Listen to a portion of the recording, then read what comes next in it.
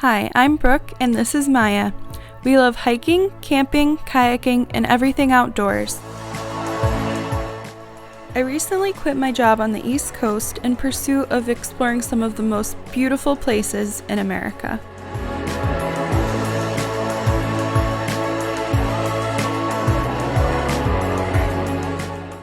Come along on today's adventure, and before you leave, don't forget to give this video a thumbs up and subscribe to the channel. Hello and welcome to another Unwind Outdoors video. I'm very excited for this video. It's something that has been requested a few times by a couple different people now, and that is the dimensions of my current setup and how I actually built it. Now, this platform was built for a 2019 RAV4. However, it will work with 2019 or newer. If you have a different SUV, you can take the concepts from this video and apply it to your SUV. Just know that you're going to have to change the dimensions. This platform does require you to remove your back seats. I did that so I could maximize the headspace while also maximizing the storage as well. This is now my third build. In the first build, I built storage drawers, which then I ultimately didn't have as much headspace as I wanted.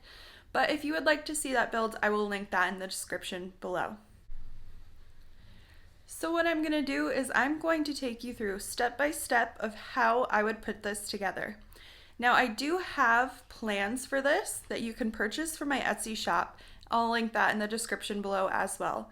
That includes stencils for these oblong pieces, such as the two flaps you see here in the front, and then also for this side piece, which will make more sense when I get into it later. But those two pieces, no matter how many times I measure it, you're never going to be able to replicate that yourself. So I do have that in my Etsy shop, which again, I will link in the description below. Okay, so let's get into it. The first thing I actually want to do is measure the whole total length. This is a question I've gotten a few times, is what is the total length of this platform? So we're going to measure the front and then the back and then add it together, and that will be the total length of the platform. This is Miss Maya, by the way. She's my assistant today. So the front is 37.5 inches and the back is 33 inches for a total of 70 inches, which is about 5 feet 8 inches long. Okay, so now I'm going to take you through how to actually build the platform step by step. This is the back section. The front is actually a little bit smaller than the back, so it's not a perfect rectangle. It's actually more of a trapezoid.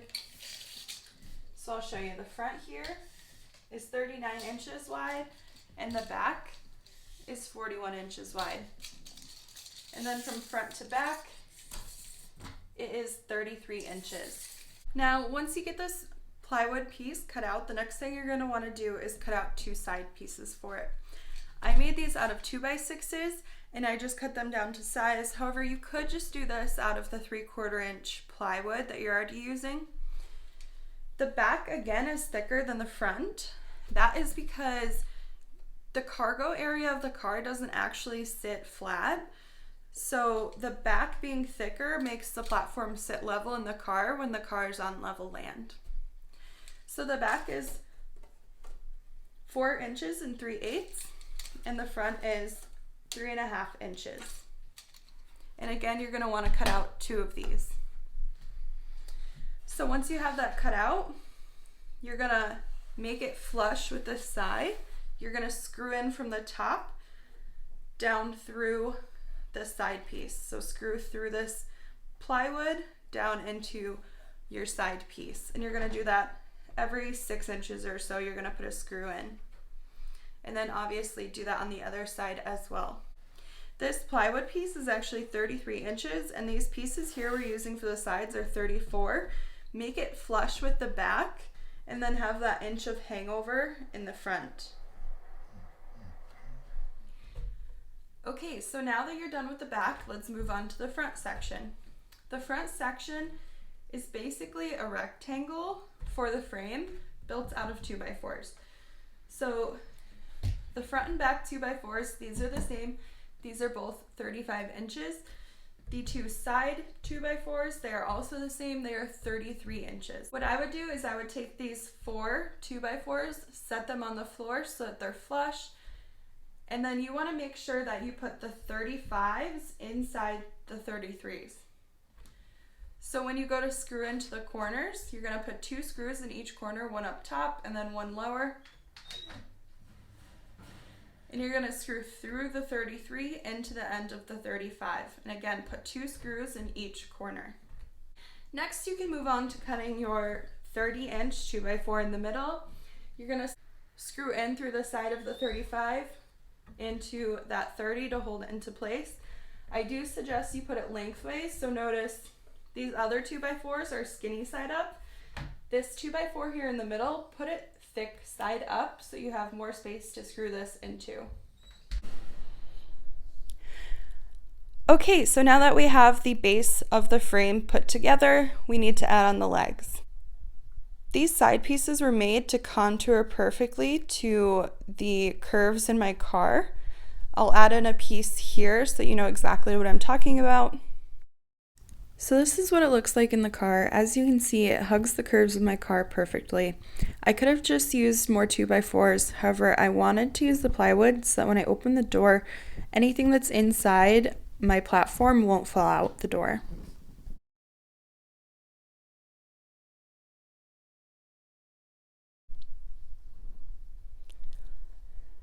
Now, I understand no matter how many measurements I do of this, you're not going to be able to replicate it for yourself at home.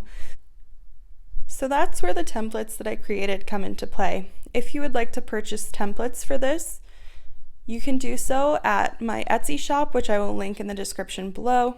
That way you can just trace the template and cut it out and you'll have the perfect contour without the headache. So you're going to cut out 2 of these, one for each side, the left and the right. When you go to put these on the frame, you want to make sure that the top of the side is flush with the top of the 2x4, and you want to make sure you have it lined up for in the front and the back. Now to screw it in, you're going to screw it in here from the side. You're going to put 2 screws in every 6 inches or so, and you're going to do one up high and one low.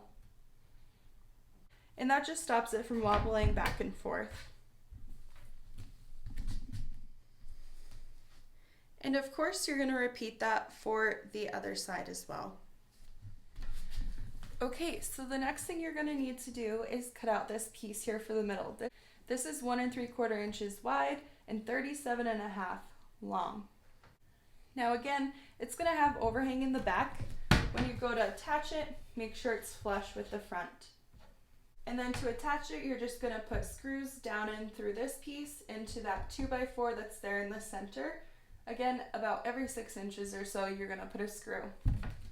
Now, when I was making this video, I realized that mine actually isn't centered, as you can probably tell. However, in the blueprints, I did make sure that it was centered and it will fit correctly for you guys. Okay, so now we're getting close to the end. Last, we have to cut out the 2 flaps, and again, it's a strange curvature, so no matter how many times they measure for you, you're not going to be able to replicate it on your own. So again, I will have a template to this in my plans, which you can purchase on Etsy. So when you do this, I suggest lining it up and screwing it into the strip in the middle first, and then screwing them into the 2 flaps. Okay, so the last thing to do is just add on the piano hinges. I have 24-inch piano hinges, and as you can see, it doesn't really take up the whole length. 36-inch would be better because these are 37 inches long. However, 24-inch, if that's what you can find, that will work also. One thing to keep in mind when doing this, you don't want to have it too tight that it doesn't have room to open and close.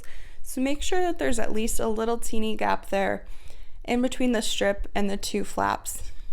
You can see that right here, there's a little bit of a gap which gives it room to open and close.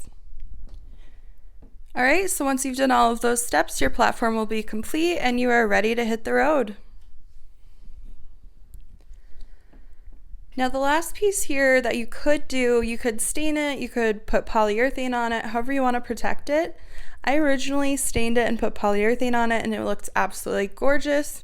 However, anytime I put something on top, like when I was getting groceries and threw them in the back on the platform, they would slide all over. So I ended up putting this indoor-outdoor carpet on top, and that has done really well with helping things from sliding back and forth as I drive. Again, that step is completely optional. It's up to you. Either way, it works perfectly as a bed platform. In the description below, I'll link a few different things. The first thing I'll link is the video on how I remove my seats and install this into my car. The second thing I'll link down below will be the video on why I built it the way I did and where I store all of my gear when I go camping. Lastly, as I mentioned before, I do have plans available for purchase in my Etsy shop. That includes all of the dimensions to each of the pieces, a step-by-step guide on how to actually assemble this, a materials list, and then also templates for those two pieces that are oblong and need to be traced. That will allow you to trace the templates and cut them out without having the headache of trying to make the contours perfect yourself. That's all for today's video. I hope you enjoyed. I hope you learned something from this, and I hope that this might inspire you to build something out yourself and get on the road. As always, make sure to like and subscribe, and I hope you all have a great day. Bye!